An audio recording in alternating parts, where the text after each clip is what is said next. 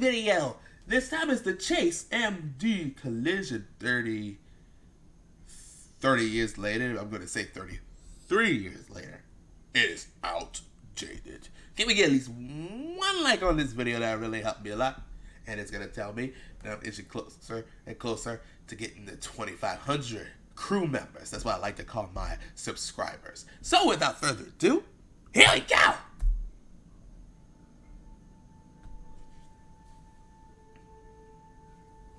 On January 4th, 1987, two trains collided head-on in Chase, Maryland. Oh, he sounds bored. Corridor. He sounds so bored. The Northeastern Corridor, owned by Amtrak, is one of the busiest mainline train tracks in the world. Not only does it have to serve high-speed Amtrak passenger trains traveling at 125 miles an hour, but slower freight trains, usually traveling between 25 and 50 miles an hour. Slower commuter trains also have to share this track. Usually everything would run like clockwork, but on that day until 1993 was the worst train wreck in Amtrak's history.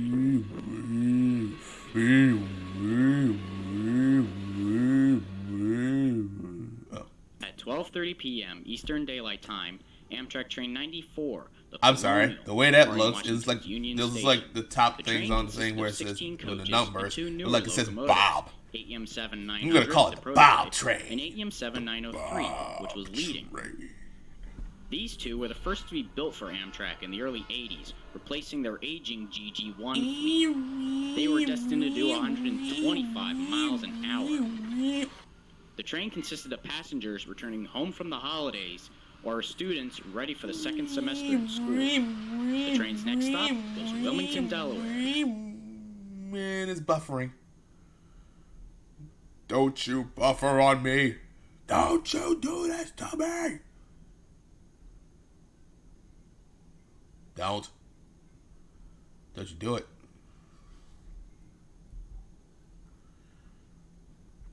Don't you do it. I still got internet. Thank you. Destination, Boston South. No, I'm not experiencing interruptions. You hush your mouth, you two. However, it would never reach Wilmington, Delaware. Meanwhile, at Bayview Yard, east of Baltimore, Don't you just hate when that happens? GE B-36-7s were beginning to leave light with no freight cars. Oh, great. More numbers! Ricky Lynn Gates was the engineer, and Edward Cromwell was the brakeman. They had forgotten to do a series of cab signal tests in their lead engine 5044. Someone had also removed one of the light bulbs for the Pennsylvania Railroad-style cab signals. Even worse, an alarm that would alert the crew they had passed a stop signal was silenced with duct tape, and if that wasn't enough, the crew were smoking marijuana joints. People tend to think marijuana has little to no effect. However, it can mess with your brain chemistry, causing a lack of focus and forgetfulness. Well, when you get the munchies, you more focus on getting something to eat. The Conrails were traveling at approximately 60 miles an hour, approaching Gunpowder interlocking. The tracks were set for through-track movement only, so the Amtrak would pass the Conrails, stop at a signal, only to rejoin the line again when the tracks were clear. However, this did not happen. Gates passed many signals, including a stop one, warning him not to switch to another set of tracks. Cromwell was responsible for calling out these signals if Gates missed them, but failed to do so. Finally, Gates applied the brakes, realizing he did not have a clear set of tracks ahead. However, because of the speed of the Conrails, they overshot the signal and were sitting on the main line and the same track the Colonial was roaring down on. Jerome Everett saw the Conrail sitting on his track and applied the emergency brakes, hoping to avoid a collision, but it was too late.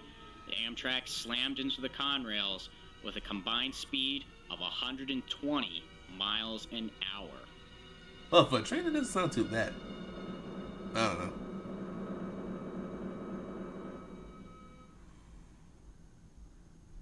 Y'all make a really good sandwich. After the crash, silence covered the tracks.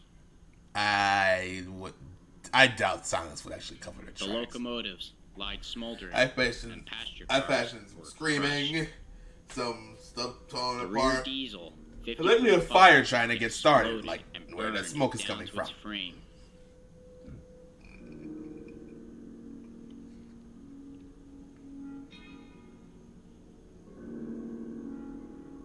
The middle engine, 5052, suffered severe cab and nose damage. 5044 suffered little damage. Cromwell was injured in the collision. Did it turn into some monster faces? However, in the Amtrak train, there was less luck. Jerome Evans was instantly killed in the collision. 903 was thrown to the west side of the tracks among some trees. 900 was crushed by the Amfleets that came tumbling down behind it. Experts say the force of the collision was like 300 tons of TNT going off, enough to level a city block. Within minutes, rescuers and medics arrived on the scene. They were overwhelmed by the scene of destruction. Inside the mangled Amfleets, they heard people screaming and pleading to be saved. But their tools, such as the jaws of life used in automobile accidents, were simply useless against the mangled train cars.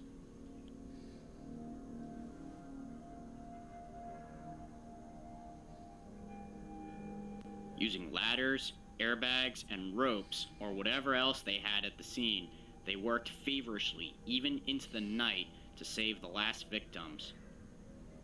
A total of 16 people lost their lives, and 170 were injured.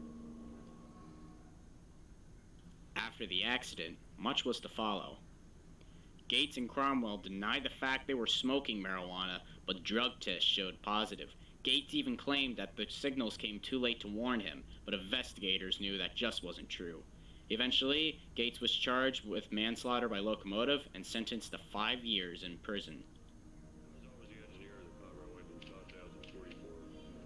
What? What'd you say, Liam Neeson? I can't hear you. Liam Neeson, I can't hear you. What you saying? What? What? What, Liam Neeson? What? What? What you say, Liam Neeson? Under Maryland law, a locomotive is a They do it like Liam vehicle, Neeson as well. and it was one of the first convictions of a locomotive engineer in Maryland. 5045 was completely destroyed and was never rebuilt. 5052 was eventually repaired and put back into service. The same happened with 5044. I don't know. I think the first As one for could the be salvageable. ATM-7s, I don't know. both were a total loss. Oh, what a loss! After the accident, federal legislation now requires random drug and alcohol testing on safety-related positions. This includes railway engineers.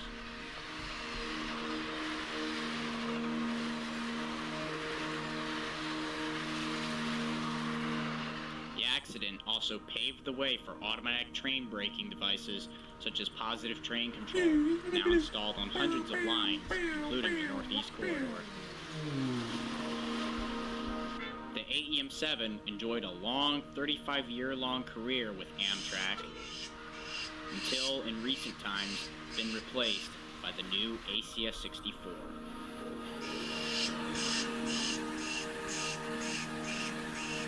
However, the memories and experiences of true hell from survivors and rescuers will stay with them for life.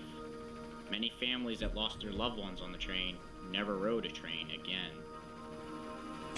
Could you blame 10 him? years later, McDonough Schools Theater in Owings Mills, Maryland, was built to honor their recent graduate, 16-year-old Cerise Millicent Horn, who was on board at the time. She was about to enroll into Princeton University to study astrophysics until the accident. Farewell, Cerise. Is that really? No! Ass! No! No! No! No! No! No! No! No! No! Sheesh! One of the worst train wrecks in American history, Chase, Maryland will never be forgotten. You better not be It's been 30 buffering. years since the crash, and thanks to Buffering new when my railroad eyes closed. regulations and positive train control, the rails are as safe as ever, and that is a relief for many.